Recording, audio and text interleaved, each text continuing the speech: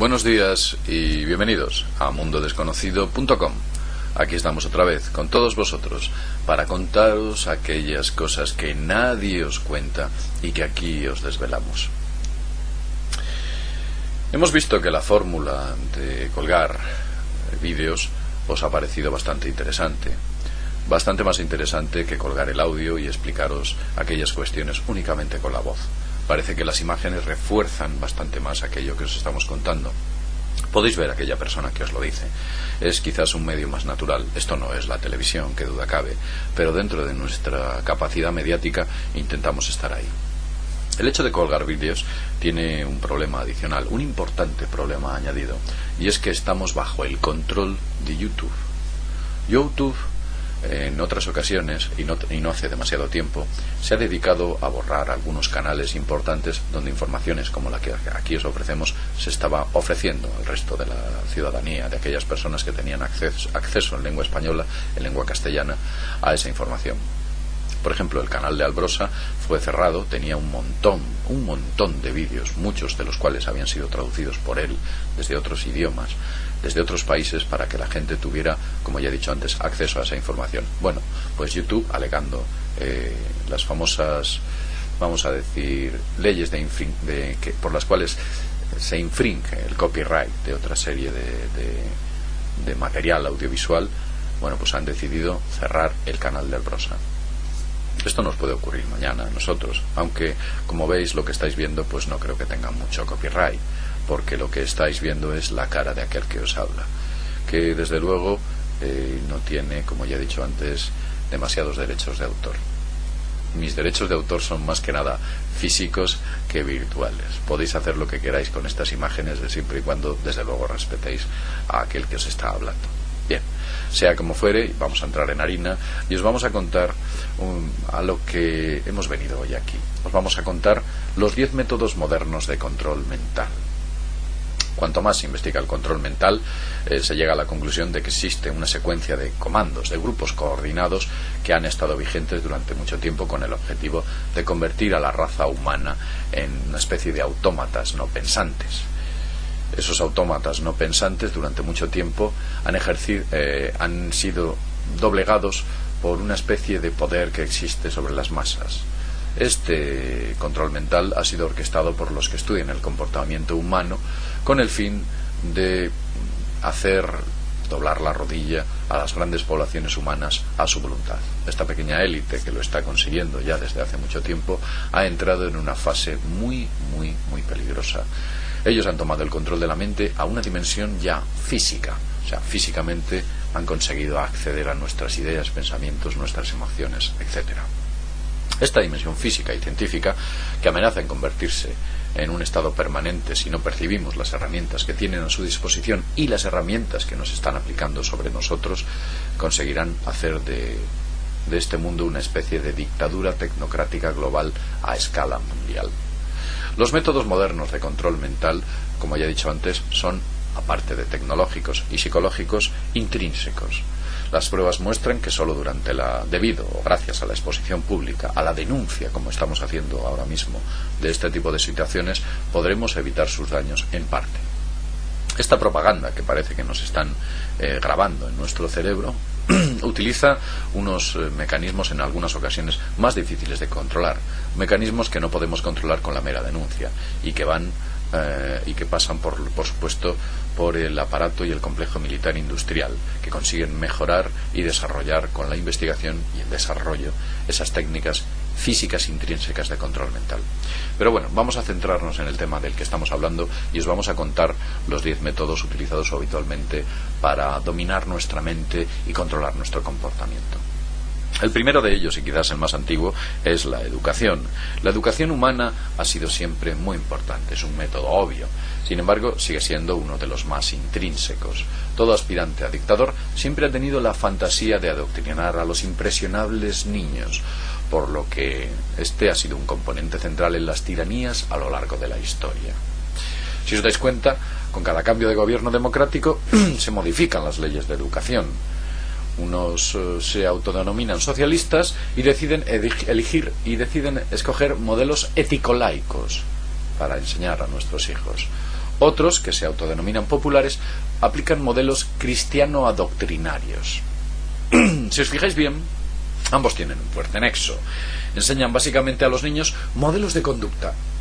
Me vais a perdonar, hoy tengo un mal día y me estoy quedando sin voz. Pero bueno, intentaré continuar. Como ya he dicho antes, estos modelos tienen una especie de nexos. Este nexo está basado en el control del modelo de conducta y de las reglas. Y si ambas se saltan, serán presas del castigo del Estado o del castigo de Dios, dependiendo del método de enseñanza. Realmente lo que consiguen con esto es que cuando seamos mayores hay muchas cosas que no podamos hacer. No porque no podamos, sino sencillamente porque desde pequeño nos han dicho que no podemos. Limitan nuestra mente, han limitado nuestra capacidad de crear, nuestra creatividad. Nos han dicho que hay un estrecho camino por el cual tenemos que circular y efectivamente de ahí usted no se puede salir. Todas estas dictaduras democráticas, basadas en muchas ocasiones, como ya he dicho antes, en esa bipolaridad de partido, como es el Partido Socialista y el Partido Popular, los demócratas, los republicanos, los laboristas, los conservadores, toda esta especie de bipolaridad en realidad es una amalgama que tiene el único objeto de controlar la mente de nuestros niños. En realidad, y se lo voy a decir desde aquí, lo que habría que enseñar a nuestros niños es espiritualidad. Ha habido grandes maestros espirituales a lo largo de la historia. Eso es lo que habría que enseñar a nuestros niños desde pequeños. Pero hay un claro problema. Una población espiritualmente activa es una población incontrolable. Y desde luego eso no le interesa a la élite oligárquica que nos domina y nos controla. Continuemos. Existe un segundo punto, un punto que podremos denominar algo así como publicidad o propaganda.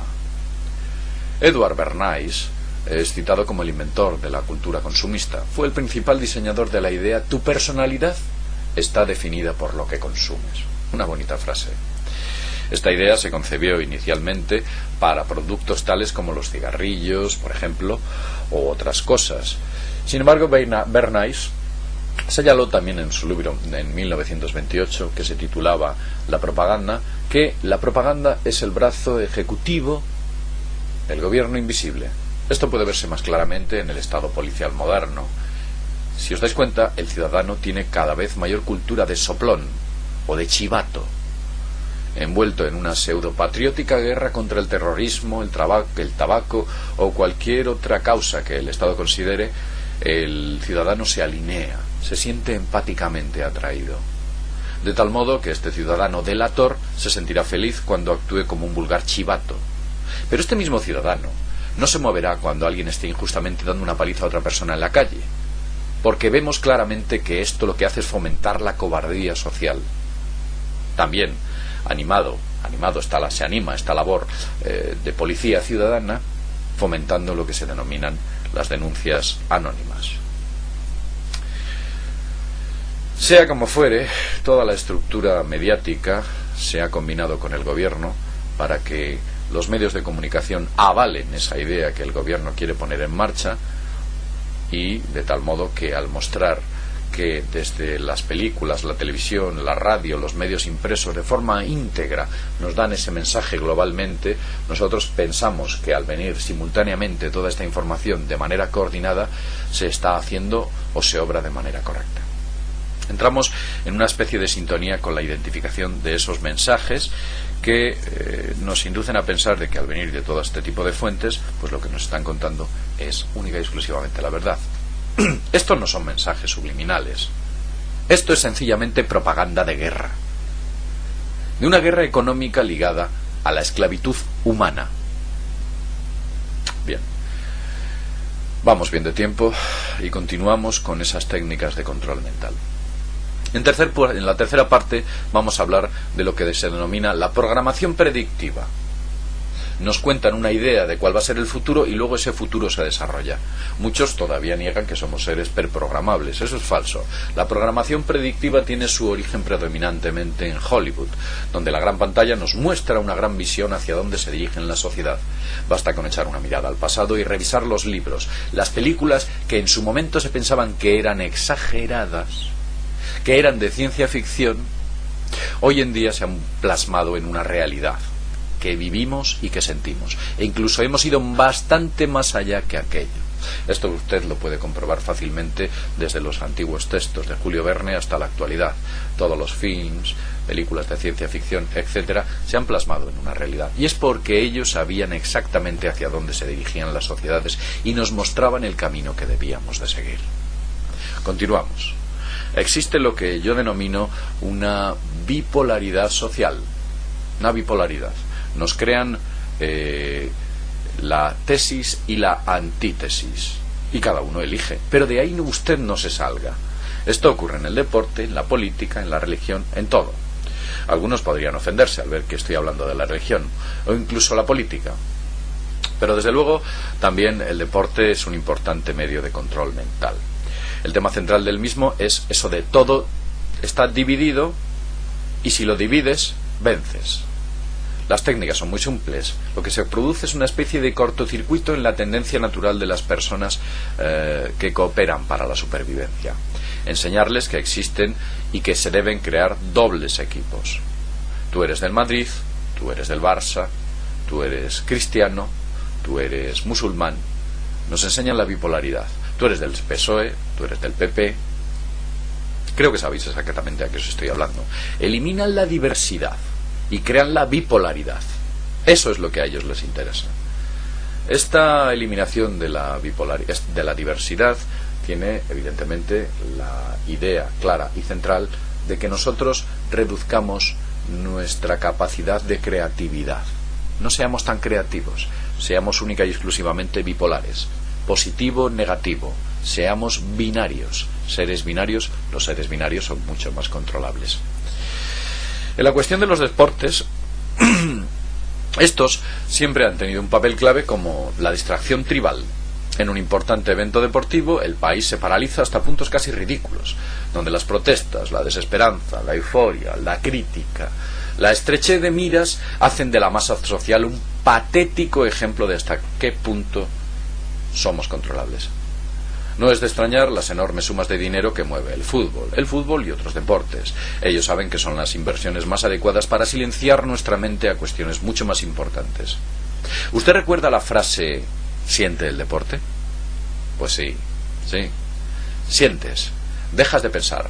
Te cortocircuitan la capacidad de análisis humana y pasamos de pensar con el cerebro mamífero a pasar a pensar con el cerebro reptil.